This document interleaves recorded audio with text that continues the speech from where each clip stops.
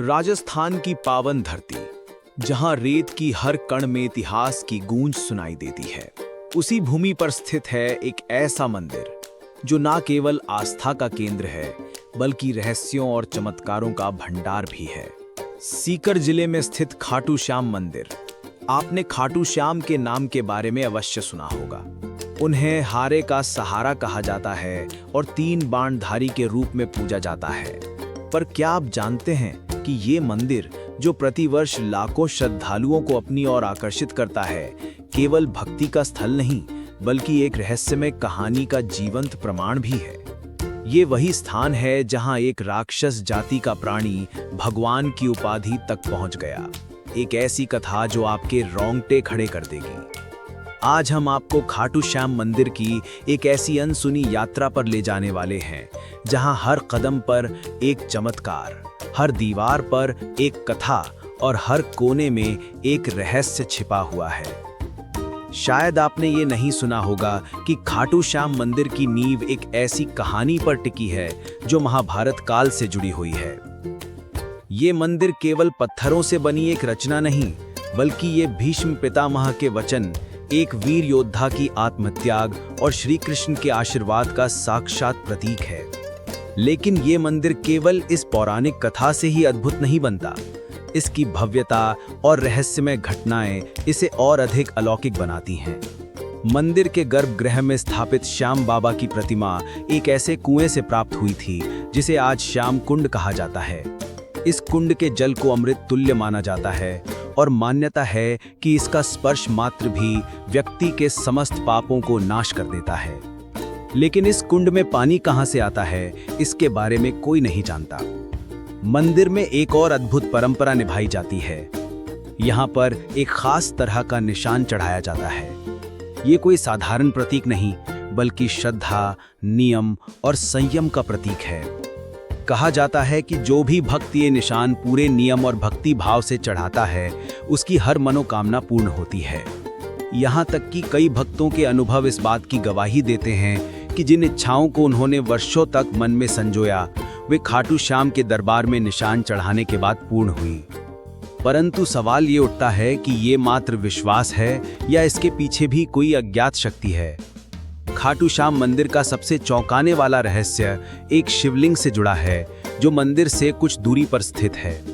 कहा जाता है कि जब मुगल शासक औरंगजेब ने इस शिवलिंग को नष्ट करने का प्रयास किया, तब कुछ ऐसा घटित हुआ जिसने उसकी आत्मा तक को झकझोर दिया।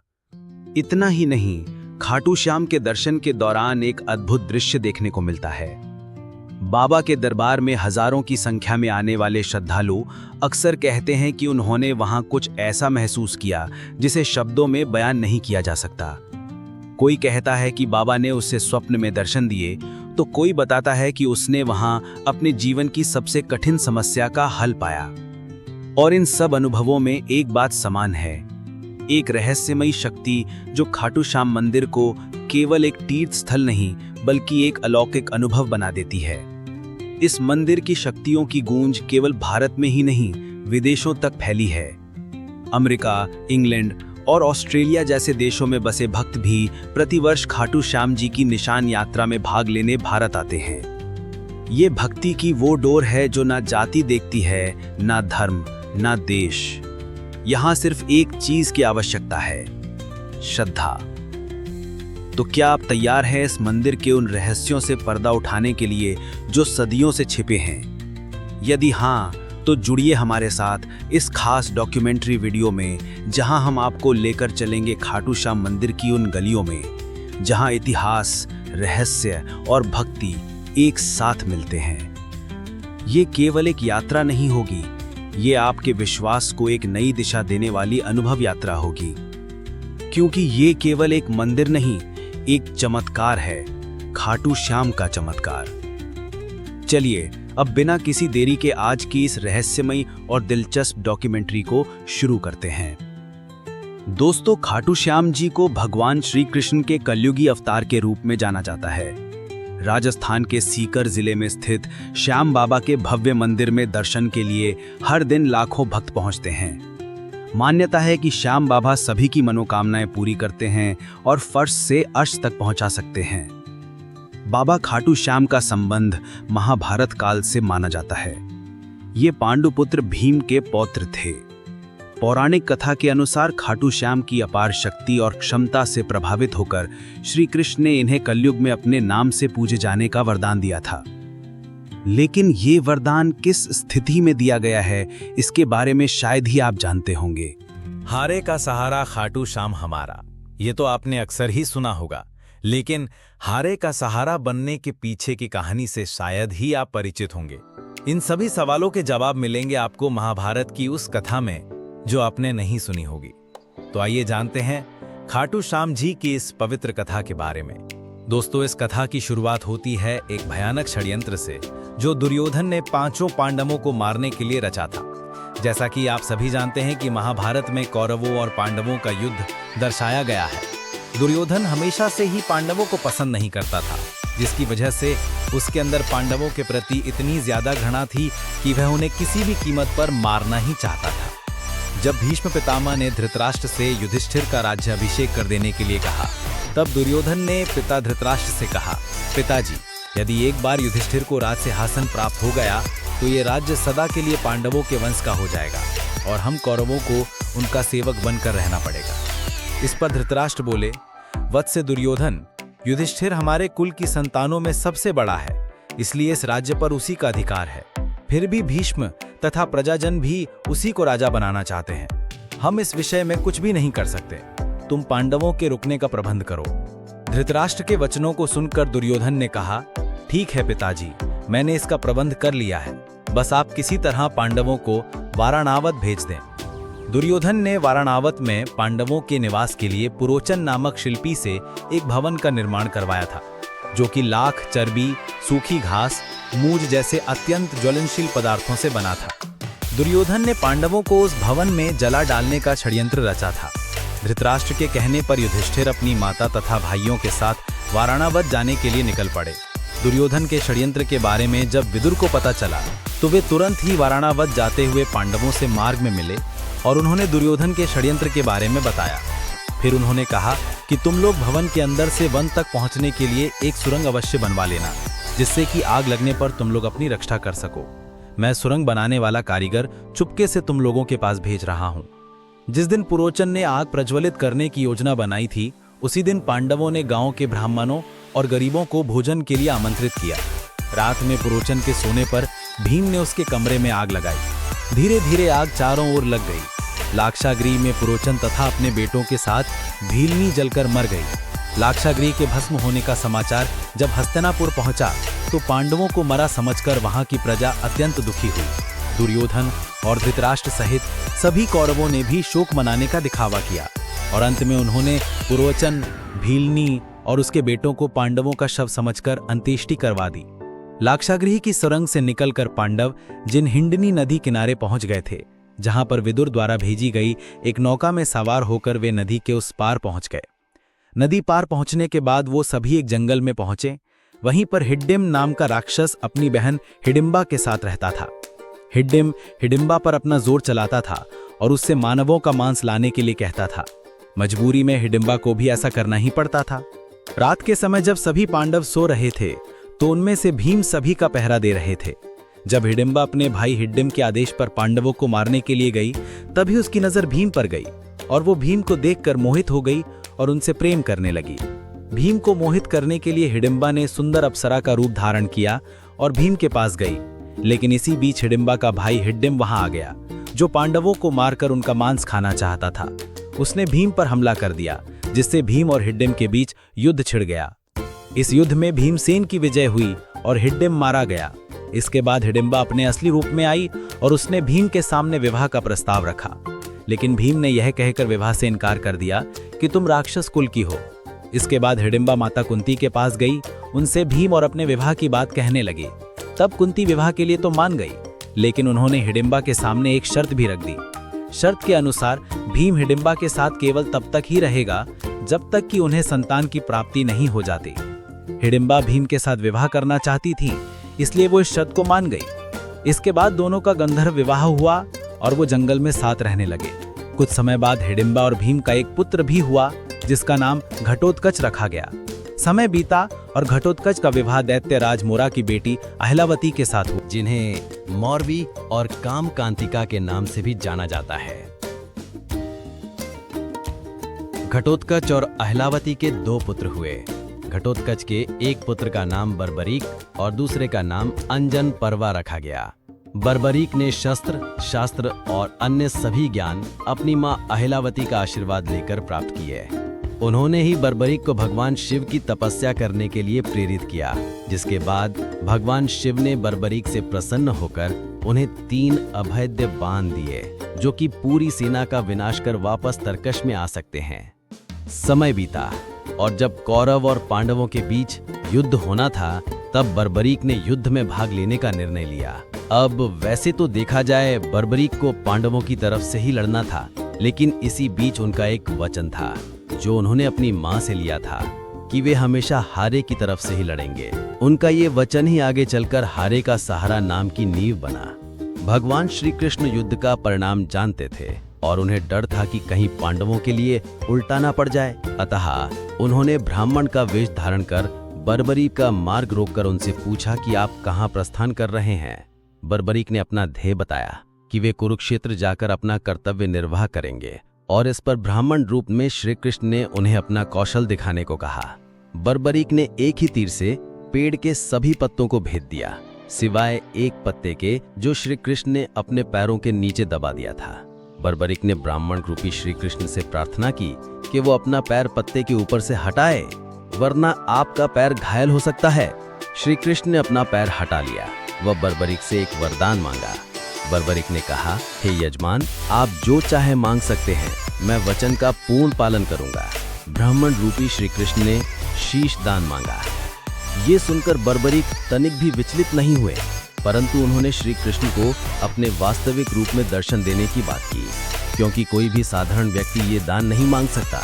तब श्री कृष्ण अपने वास्तविक रूप में प्रकट हुए। उन्होंने महाबली त्यागी तपस्वी वीर बर्बरीक का मस्तक रणचंडिका को भेंट करने के लिए मांगा और साथ ही वरदान दिया कि कलयुग में तुम मेरे नाम से जाने जाओगे, मेरी ही शक्ति तुम में निहित होगी, देव तुम्हारे मस्तक की पूजा करेंगे। जब तक ये पृथ्वी, नक्षत्र, चंद्रमा तथा सूर्य रहेंगे, तब तक तुम लोगों के द्वारा मेरे शिष्याम रूप में पूजनीय रहोगे। मस्तक को अमृत से सींचा और अजर मर कर दिया। मस्तक ने संपूर्ण महाभारत का युद्ध देखा एवं युद्ध के निर्णायक भी रहे। युद्ध के बाद महाबली बर्बरीक कृष्ण से आशीर्वाद लेकर अंतर्धान हो गए। तो दोस्तों, ये था बर्बरीक से 3 बाणधारी, हारे का सहारा और खाटू श्याम तक का बनने का सफर। लेकिन ये सफर अभी अपने सही अंजाम पर नहीं पहुंचा था, क्योंकि जो आज हम खाटू श्याम मंदिर देखते हैं, उसके बनने की कहानी उतनी सरल नहीं है। खाटू श्याम मंदिर के निर्माण का इतिहास भी कम उलट पलट से जुड़ा नहीं रहा है। आइए अब जानते हैं खाटू श्याम मंदिर के निर्माण का संपूर्ण इतिहास।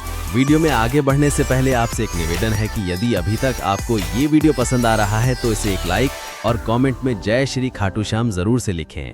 हमारे चैनल को सब्सक्राइब भी जरूर करें ताकि आपको इसी तरह से मंदिर की अच्छी जानकारी मिल सके।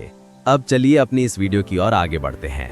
कहते हैं कि जब समय चुप होता है तब इतिहास बोलता है, और ऐसा ही एक इतिहास आज भी राजस्थान की धरती पर गहराई से दफन है, खाटू श्याम का इतिहास। ये कहानी है उस चमत्कारी स्थान की जहां कलयुग के वर्षों बीत जाने के बाद भी भगवान की उपस्थिति ने खुद को उजागर किया, न केवल एक घटना के रूप में बल्कि एक संकेत के तौर पर। राजस्थान के सीकर जिले में स्थित खाटू नामक गांव, जो कभी साधारण सा प्रतीत होता था, अचानक आस्था और रहस्य का केंद्र बन गया। ये उस समय की बात है जब इस स्थान की धार्मिक पहचान अब तक धुंधली थी, किंतु एक दिन जब एक गाय एक विशेष स्थान पर पहुंची तो कुछ ऐसा हुआ जिसने सबका ध्यान खींच लिया। गाय जैसे ही उस जगह पहुंची जहां बाद में रहस्य उजागर हुआ, उसके थनों से अपने आप दूध बहने लगा। ये दृश्य किसी चमत्कार से कम नहीं था। ग्रामीण स्तब्ध रह गए और जैसे जैसे इस बात की चर्चा फैली, लोगों ने उस जगह को खोदने का निर्णय लिया। जब जमीन की परतें हटाई गईं, तो वहां से जो निकला वो एक साधारण वस्तु नहीं थी।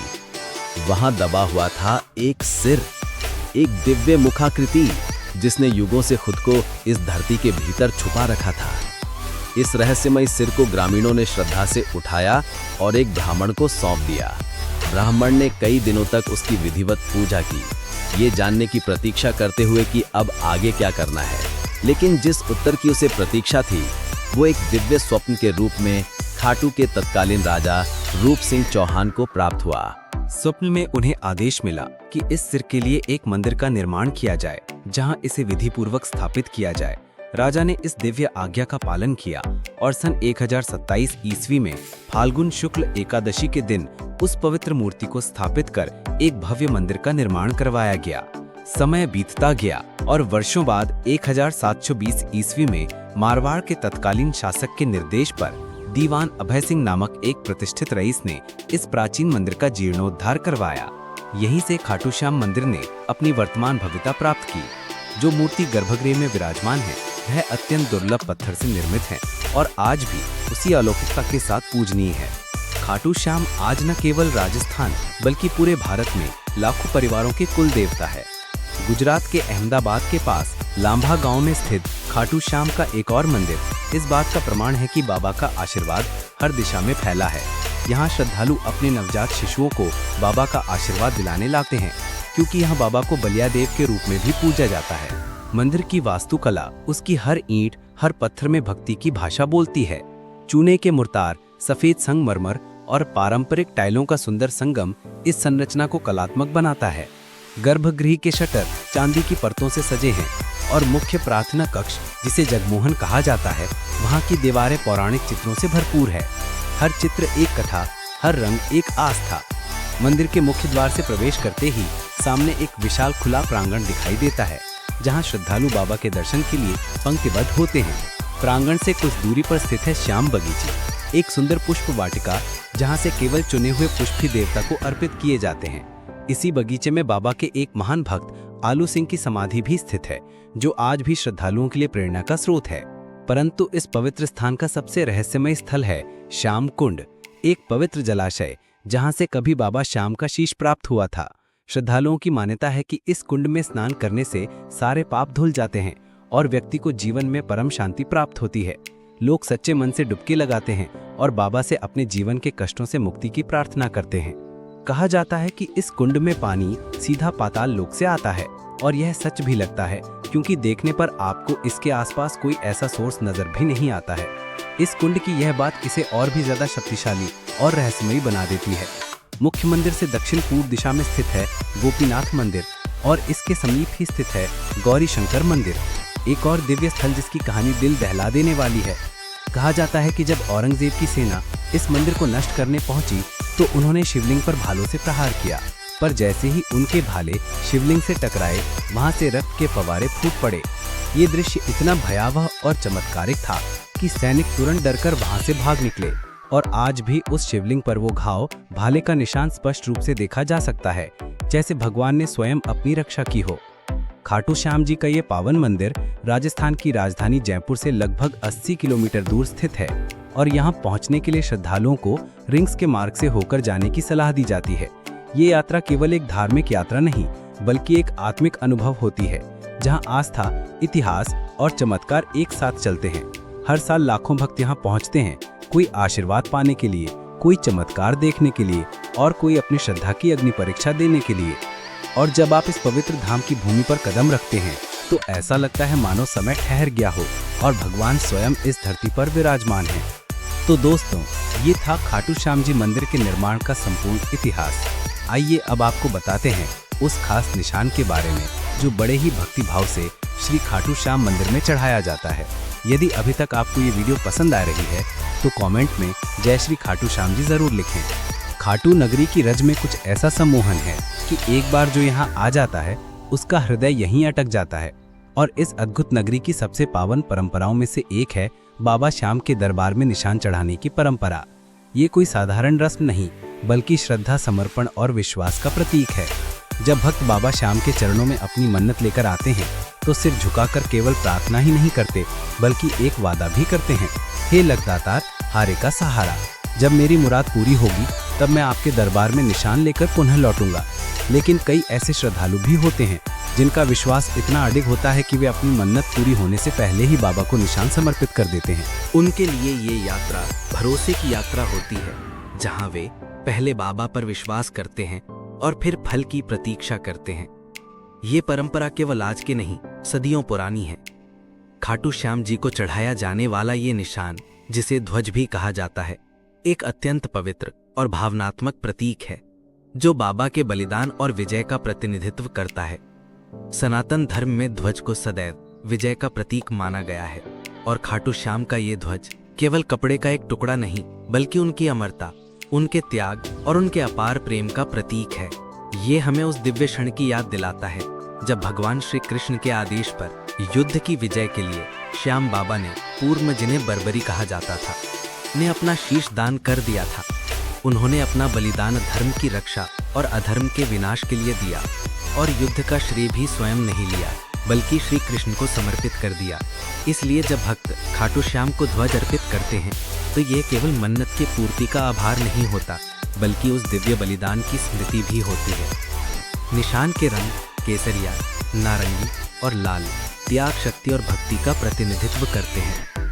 इन निशानों पर अक्सर श्री कृष्ण और श्याम बाबा की छवियां अंकित होती हैं, साथ ही पवित्र मंत्र भी, जो भक्तों को आंतरिक शांति का अनुभव कराते हैं।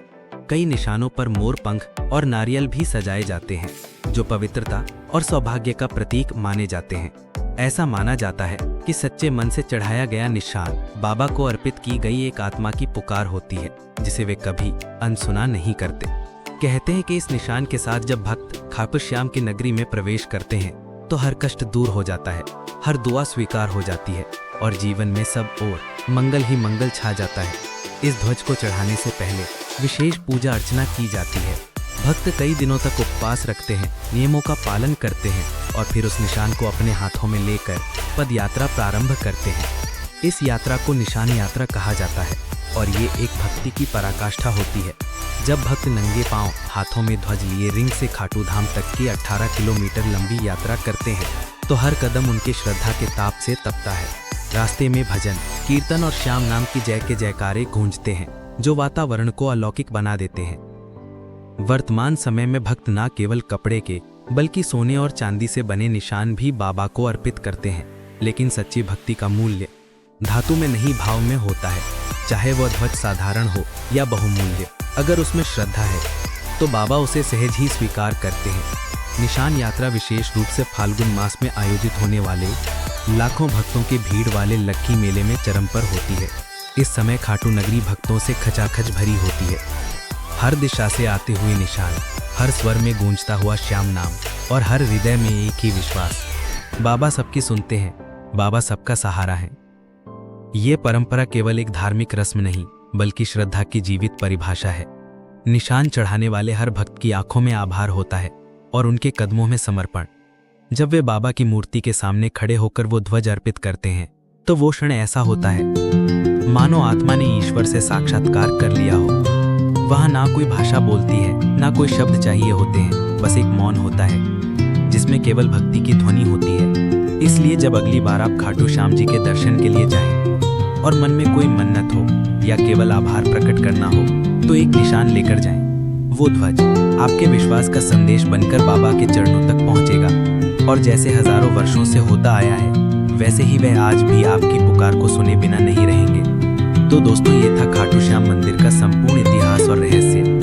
क्या आप कभी खाटू श्याम मंदिर गए हैं? यदि हाँ, तो कितनी बार? और यदि नहीं गए हैं, तो क्या आप जाना चाहेंगे? हमें कमेंट करके जरूर से बताएं। यदि आपको आज की ये डॉक्यूमेंट्री पसंद आई हो, तो कमेंट में जय श्री खाटू श्याम जी की गूंज होनी चाहिए। हम मिलेंगे जल्द ही एक और नई रहस्यमयी और दिलचस्प डॉक्यूमेंट्री के साथ। धन्यवाद।